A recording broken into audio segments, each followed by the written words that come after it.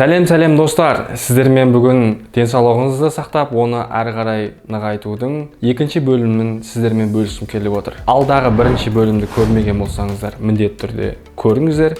Сілтемені осы видеоның астына қалдырамын. Ал біз әрмен қарай жалғастырамыз. Кеттік. Ең бірінші, адреналинді көбейтіңіз. Жұмыс үй деп жүретін адамдар үшін мұндай график мүлде қызықсыз болып кетеді. Жұмыстағы және жеке өміріңіздегі проблемаларыңыздан бір мезгіл арылып, достарыңызбен серуенге шығыңыз. Күнделікті осылай өзіңіз бір мезгіл аттракционға барсаңыз, парашютпен секірсеңіз, сіздің қаныңыздың құрамындағы адреналин көбейіп, ол сіздің жақсы және көңілді жұмыс істеуіңізге көмектеседі. Екіншісі, колбаса сатып алуды доғарыңыз. Құрамында канцероген бар заттарды тұтыну біздің денсаулығымызға өте үлкен зиян келтіретінін ұмытпағанымыз жөн. Ол құрамында канцероген бар заттар нелер деген кезде біз қақталған, маринадталған, тұз қосылған, майға қуырылған, сонымен қатар натрий нитриті бар тағамдарды жатқызамыз. 50 грамм қақталған колбасаны жеу сіздің бір күнде бір қорап темекі шеккен адамның денсаулығына келтірген зиян секілді, сондай зиян сіздің де денсаулығыңызға келтіреді. Үшіншісі, ұйқыңыз тыныш болсын. Сіз күнделікті уақытта бір уақытта ұйықтап және бір уақытта ұйқыңыздан оянып жүрсеңіз, және күнделікті ұйқыға 8 сағат уақыт жұмсайтын болсаңыз, сіздің күніңіз өте продуктивный деңгейде өтеді. Өйткені сіздің көңіл күйіңіздің жақсы болып, сергек жүруіңізге тікелей әсер ететін осы ұйқының реттілігі мен оның қануы болып табылады. Төртінші, пессимизмнен арылыңыз. Үнемі көңіл күйдің нашар болып жүруі денсаулыққа тікелей зиян екенін көбіміз түсіне бермейміз. Ал негізінде көңіл күйіңіз көп уақытта түсіңкі болып жүретін болса, сізді ол депрессияға шалдықтырады.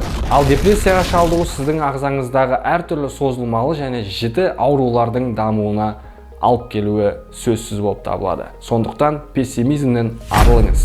Бесіншісі, қасыңызға телефонды алып жатпаңыз. Сөздің шыны керек, біз күнделікті өмірімізде ұйқыдан тұрсақ, ұйқыға жатсақ, таңертең жұмысқа бара жатсақ, оқуға бара жатсақ, оқуда жүрсек немесе жұмыста жүрсек, сондай уақыттарда біздің бүкіл жұмысымыз осы смартфондарға тікелей байланысты болып қалғанын бәріміз білеміз. Сонда да бос уақыт болған кездерде немесе ұйқыға жатар алдында Инстаграмға, Фейсбукқа, Ватсапқа, әртүрлі әлеуметтік желілерге кіріп, ондағы ақпараттарды миыңызға сіңіру, ол сізге өте ауыр жүктеме болып табылады. Кейбір адамдардың пікірінше ұйықтар алдында телефонды қарау, ол сіздің миыңыздың демалуына әсер етеді деген түсініктер бар. Ал негізінде ол түсініктер мүлде дұрыс емес. Сіз ұйықтар алдында телефонды жиі қарайтын болсаңыз, ол біріншіден сіздің көру қабілетіңізді төмендетеді, екіншіден сіздің миыңыз керек емес информациялармен толғандықтан ұйқыға тез кету өте баяулап кетеді. Сонымен қатар түнгі уақытта бөлінетін ұйқының тыныштығына, ұйқының шақырылуына көмектесетін мелатонин гормонының бөлінуі тежеліп кетеді. Сондықтан жатар алдында телефон шұқыласаңыз, көп уақытқа дейін ұйықтамауыңыз мүмкін.